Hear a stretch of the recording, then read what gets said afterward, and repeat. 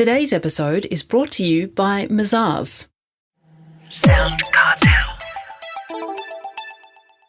For a small nation, Australia punches above its weight. A cliche perhaps, but Australian businesses continue to innovate and develop new technologies, a trend that can really only be fostered by clear and reliable tax incentives. From SoundCartel, I'm Nicole Goodman, and this is Business Essentials Daily.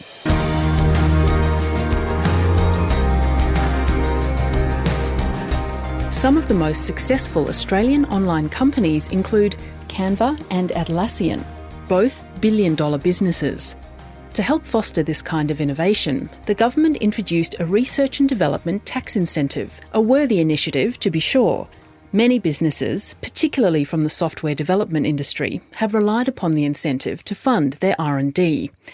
Unfortunately, after spending large amounts of money, in some cases hundreds of thousands of dollars, many later were told by the tax office that they weren't in fact eligible.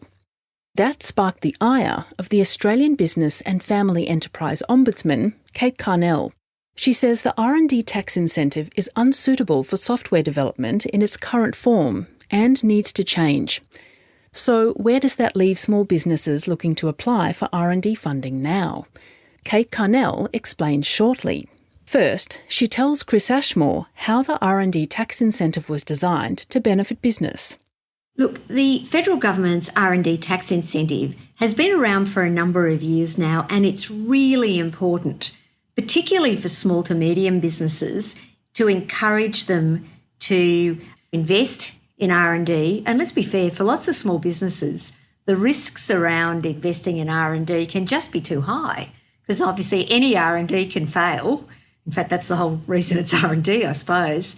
And so the R&D tax incentive does give a tax rebate. So if you happen to be a business with a turnover of under 20 million, and let's be fair, that's about 99% of businesses in Australia, then you can get up to, I think, 43.5% tax rebate. And if you're operating at a loss, and many businesses that are starting up, as we know, or involved in R&D are still operating at a loss, you can get that back in cash. So it's actually a cash injection, a cash flow injection into your business. If you've got a turnover of more than 20 mil or you're operating at a profit, then it comes off your tax. It's that simple. Well, it's not simple, but that's how it works. So for most small businesses operating at a loss, it can really help you with your cash flow. Absolutely. But it's been a bit of a headache for the software development industry, hasn't it? It is an absolute nightmare. It's really that simple. Look, what's happened over the last few years is that this project, which is jointly administered by industry and the ATO, so we've got two departments involved, which by its nature is always going to be a bit of an issue, and they have tightened up the criteria quite significantly. Now, even though they've made a bit of an effort over the last year or so to, as they'd say, make the words more user-friendly, more small business or human-friendly, shall we say, it's still really quite complex. So the problem for software is the definition of R&D. And as you'd know, if you're involved in a whole range of other R&D where you do an experiment, you can define, you can record the experiment, what the outcome of the experiment was, what the next experiment would be. So you have a clear fail, pass approach. Whereas R&D is a lot more about agile changes, shall we say. Change, fail quickly.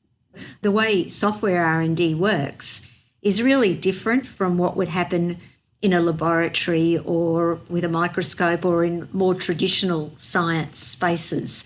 And what's happened is businesses that have claimed for R&D tax incentives, many of them have found they've been audited and have been asked to return their tax incentive. And this can be 3 and 4 years after the event. And of course, the whole point of the exercise is they've spent it. You always spend your tax incentive before you even get it. That's the way it works.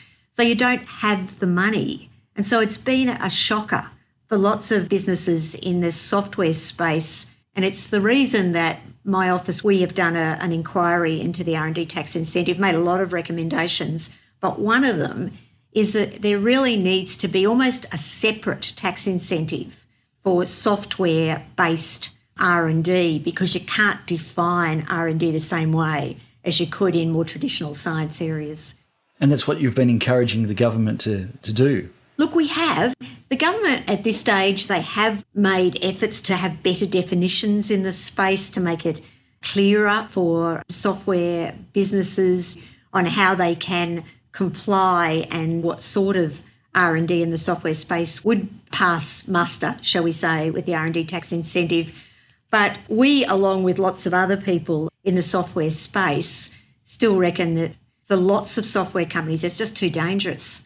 So I know lots of companies that have just decided to stop R&D fundamentally because they can't afford to do it, and they believe that using the tax incentive is too dangerous because 3 years down the track they could end up with a bill, and sometimes I've said, well, one company we dealt with, the bill was for $1 million. Who's got a spare $1 million floating around?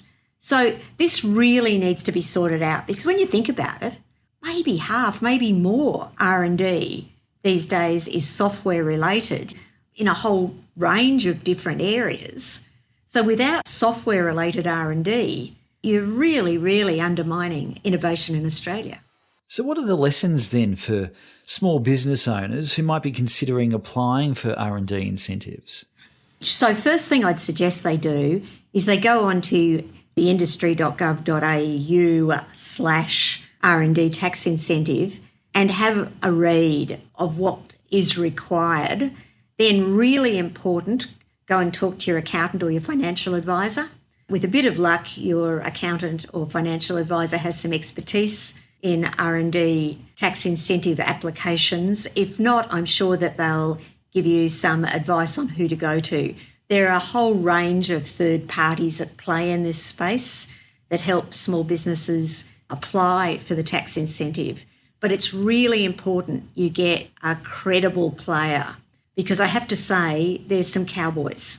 And unfortunately, if you use one of these third parties, shall we say, and you end up being audited and you end up with a bill, they're not liable, you are. So I'm sounding like I'm trying to talk people out of tax incentives. It's so important, particularly to small businesses. But the trick is you've got to understand what you're doing. You've got to give good, credible advice to make sure that you're keeping the right records and the sort of R&D that you're doing is actually falls under the banner of the R&D tax incentive rebate scenario. But it can make the difference for lots of small businesses. This is actual cash rebate. If you're operating at a loss, helps you with your cash flow, helps you get that innovation that we all want. That was the Australian Small Business and Family Enterprise Ombudsman, Kate Carnell.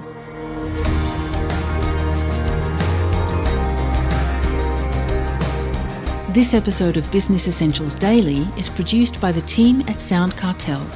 Thanks for listening. I'm Nicole Goodman. We'll bring you more Be Daily tomorrow. Follow at BE Daily Podcast across social media and head to bedaily.com.au for more from the Business Essentials Daily podcast. SoundCartel. This episode was brought to you by Mazars. To find out more, visit mazars.com.au. That's mazars.com.au.